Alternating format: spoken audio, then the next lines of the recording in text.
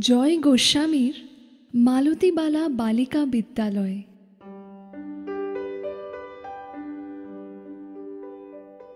বেণীমাধব বেণীমাধব তোমার বাড়ি যাব, বেণীমাধব তুমি কি আর আমার কথা ভাবো?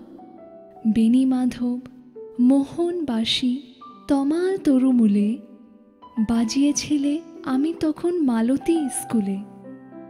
ডেস্কে বসে অঙ্ক করি, ছোট্ট ক্লাস ঘর, বাইরে দিদিমণির পাশে দিদিমণির বর।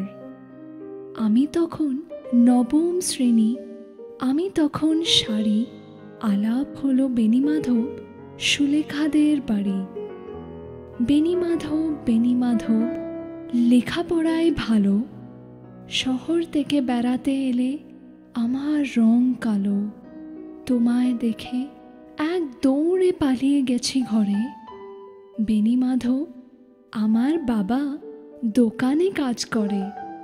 কুঞ্জে অলি গুঞ্জে তবু ফুটেছে মঞ্জুরি।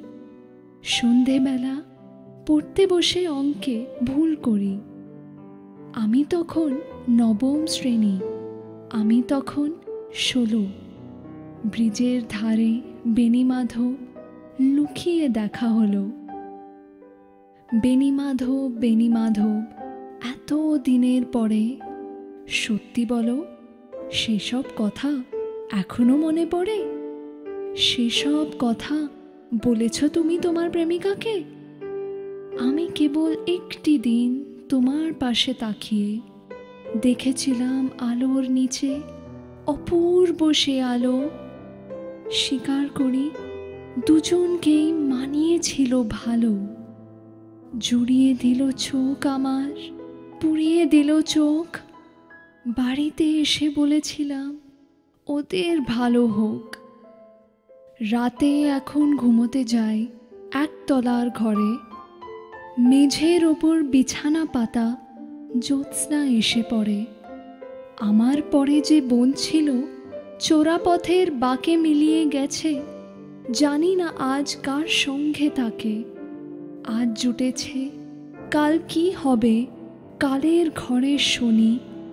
আমি এখন এই পাড়ায় সেলাই দিদিমণি। তবু আগুন বেণীমাধব, আগুন জলে কই। কেমন হবে আমিও যদি নষ্ট মেয়ে হই?